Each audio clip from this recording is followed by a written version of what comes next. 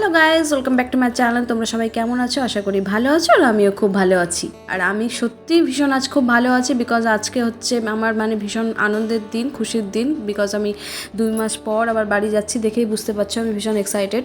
তো যাওয়ার দিন ভীষণ বৃষ্টি শুরু হয়ে গেছিলো, তো বৃষ্টি যখন যাই হোক না কেন আমরা বেরিয়ে পড়েছি। আর এই যে বান্ধবী আর দাদাকে হাই বাই বলে আমরা বেরিয়ে পড়লাম। আর বেরিয়ে পড়ার পর রাস্তাতে দেখি যে বৃষ্টি অনেকটাই কমে গেছে, কমেই গেছে পুরো। আর ওয়েদার ভীষণ সুন্দর ছিল। তো যেতে যেতে যেতে যেতে রাস্তাতে দেখি এই যে এক জগন্নাথ টেম্পল। তো এখানে সামনেই রথযাত্রা ছিল আমার বাড়ি যাওয়ার আগে। তো তখন ভীষণ বড় পুজো হতো। তো যাই হোক, থাকা তো হলো না, নেক্সট বার আমি ট্রাই করবো এখানে আসার। তারপর আমরা স্টেশনে চলে আসি, আর এই যে ট্রেনে উঠেও পড়েছি। তো তারপরে উঠে পড়ে দেখি যে একদম পুরো ট্রেন ফাঁকা, শুধু আমরাই দুজন মনে হয় ফার্স্টেই চলে গিয়েছিলাম। তো তারপর যাই হোক, এত ফাঁকা যখন, তখন তো সেটাকে সুযোগে সদ্ব্যবহার করতেই হবে। একটু ফটোশ্যুট করে নিলাম, একটু ভিডিও শ্যুট করে নিলাম। তো তারপরে দেখি আস্তে আস্তে লোকজন সব উঠছে। তারপরে আমরা চা খাই, চা দিয়ে যাই। তো চা খেলাম, তারপরে গল্প টল্প করে অনেক বাবাদের সাথে মামামদের সাথে ফোন টোন করে তারপর রাত্রের খাবারটা খেয়ে নিয়ে সেদিনের রাতটা কাটিয়ে ফেলি। তারপর সকালে উঠতেই দেখি, পর্দা সরিয়েই দেখি এত সুন্দর, চোখ খুলতেই এত সুন্দর একটা ওয়েদার, এত সুন্দর একটা দৃশ্য, দেখে আমি পুরো মুগ্ধ হয়ে যাই। পুরো পাহাড়, বৃষ্টি হচ্ছে, এত ট্রেন জার্নি, অসাম লাগছিল, দারুণ, বলে বোঝাতে পারবো না এই অনুভূতিটা, এত সুন্দর লাগছিল। তো যাই হোক, বসে বসে তখন সেই দিনে আর তো ট্রেনে তো তেমন কোনো কাজ নেই, শুধু গল্প করো দুজন মিলে আর ওয়েদারটা অনুভব করো, বাইরের পরিবেশটা দেখো, এটাই কাজ, আর কি কাজ। তো যাই হোক, আমি এই পরিবেশটাই দেখছিলাম বসে বসে বসে বসে, এত সুন্দর লাগছিল। আর ভিডিও শ্যুটও করছিলাম, কিছু কিছু রিলসও বানাচ্ছিলাম দুজন মিলে। আর আমার বড় আমার কীর্তিকলাপ দেখে হাসছিল। তারপর দুজন মিলে ওকেও টানাটানি করে আমি নিয়ে ওকেও ভিডিওতে নিয়ে নিই, বিরক্ত করি সারাক্ষণ। তারপরে এই যে ট্রেন থেকে নেমে গেলাম। তারপর আমরা নেমে দিল্লিতে পৌঁছালাম। তো দিল্লিতে পৌঁছে নিয়েই ফার্স্টে সেখান থেকে স্টেশন থেকে বেরিয়ে পুরো, তারপরে স্টেশন থেকে বেরোলাম। ওখান থেকে দেখতে পাচ্ছ আর দিল্লি স্টেশনটা ভীষণ সুন্দর, সুন্দর করে সাজানো গোছানো আছে। আর তারপরে আমরা বেরিয়ে পড়ি সেখান থেকে। তারপরে আমরা মেট্রো স্টেশনের দিকে যাই। আর মেট্রো করে, এই যে মেট্রো স্টেশনে আমরা আছি, মেট্রোতে উঠেও গেছি অলরেডি। তো মেট্রো করে চলে যাই সরোজিনী নগর মার্কেটের দিকে, দিল্লির ফেমাস সরোজিনী মার্কেট। খুব নাম শুনেছিলাম এতদিন ধরে, তো যাওয়ার খুব শখ ছিল। তো ওই জন্য আমরা কিছুক্ষণ টাইম পাই দিল্লি থেকে, মালদা যাওয়ার ট্রেনটা 2-3 ঘন্টা গ্যাপে ছিল, তো আমরা কিছুক্ষণ টাইম পাই। তো তাই জন্য আমরা সেখানে বেরিয়ে পড়ি সরোজিনী মার্কেটের উদ্দেশ্যে। আর এই যে দেখতে পাচ্ছ আমি চলে এসেছি সরোজিনী মার্কেটে। আর এখানে এসে আমার পুরো পাগল পাগল অবস্থা লাগছিল, বিকজ এত কম দামে এত সুন্দর সুন্দর জিনিস দেখে আমি ভাবতেই পারছিলাম না যে জিনিসগুলো আদৌ কি ভালো হবে, কোয়ালিটি কি আদৌ ভালো। বাট দেখলাম যে ঘুরে ঘুরে প্রথমে ফার্স্টে পুরো মার্কেটটা ঘুরে নিলাম, তাও পুরোটা ঘুরতে পারিনি, যতটা পেরেছি আগে ঘুরে নিয়ে দেখলাম না, কোয়ালিটি বেশ ভালোই আছে। দাম কম বলে কোয়ালিটি খারাপ এমনটা নয়, খুব সুন্দর কোয়ালিটি। আর তুমি সব কিছুই পেয়ে যাবে এখানে। মেয়েদের জিনিসটা বেশি আছে আমি এখানে দেখলাম যেটা।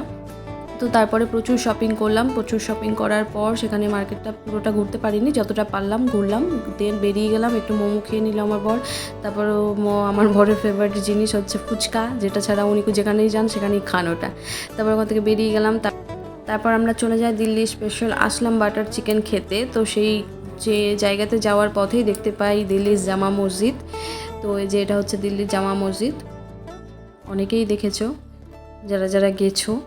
তো আমিও এই ফার্স্ট টাইমই দেখলাম, বিকজ দিল্লিতে আমি ফার্স্ট টাইমই গেলাম, তো সামনে থেকে ফার্স্ট টাইমই দেখলাম। তো তারপরে এই যে আমরা ঢুকে যাচ্ছি ওই আসলাম বাটার চিকেন খাবো বলে সেই গলিতে, জামা মসজিদের অপোজিটের গলিতেই হচ্ছে সেই দোকানটা নাম করা। তো এই যে চলেও এসেছি আমরা সেখানে। তারপরে এই যে এখানে বানানো হচ্ছে আমাদের জন্য, অনেক প্রচুর কাস্টমার থাকে। সকাল 7টা থেকে রাত 10টা-11টা পর্যন্ত বোধহয় দোকানটা খোলাই থাকে। প্রচুর ভিড়।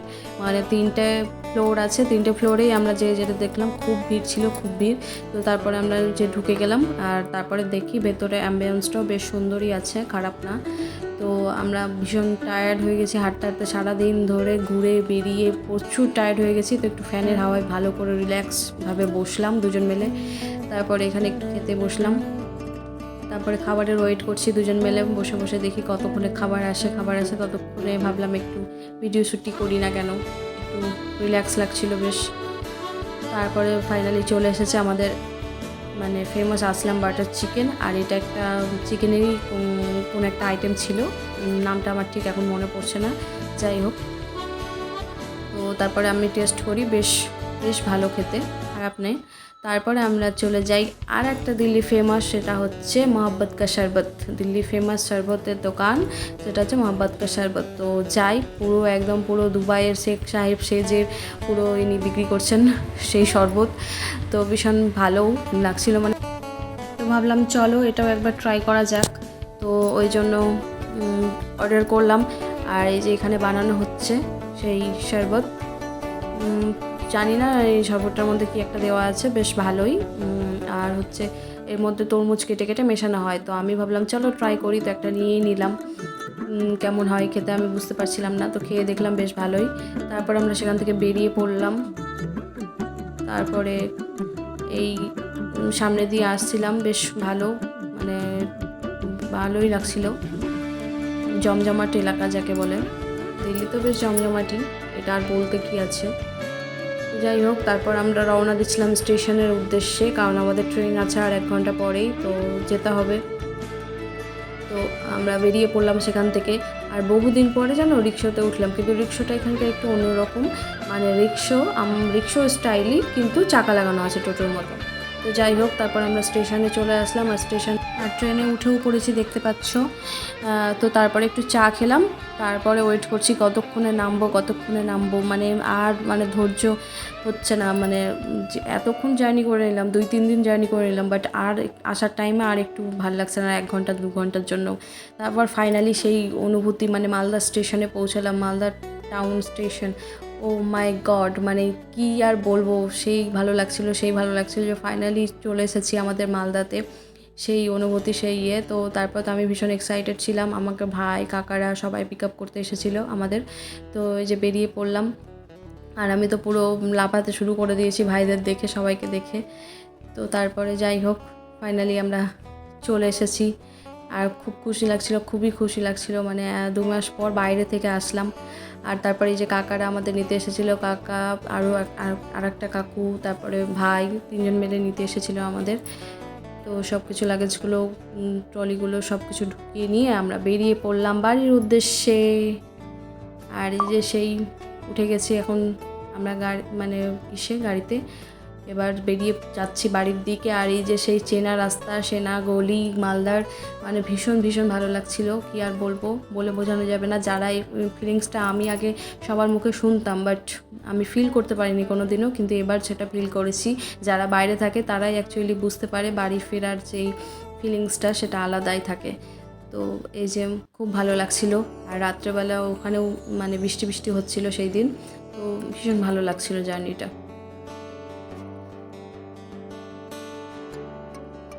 তো তারপরে এই যে আমার মায়ের মন্দিরের সামনে দিয়েই যেতে হয় আমাকে, যখনই আমি আসি বা গুজরাট থেকে বাড়ি যাই, মায়ের মন্দিরের সামনে দিয়েই যেতে হয়, আসতে হয়। এটা আমার খুব ভালো লাগে। তো যাই হোক, তারপর ফাইনালি পৌঁছে যাই বাড়িতে, আর সবাইকে দেখে ভীষণ এক্সাইটেড হয়ে যায়। তারপর ব্লগটা কন্টিনিউ করা হয়নি। তো চলো, ব্লগটা আজকের মতো এখানেই এন্ড করছি, দেখা হচ্ছে নেক্সট অন্য কোনো ব্লগে। ততদিন ভালো থেকো, সুস্থ থেকো, টাটা।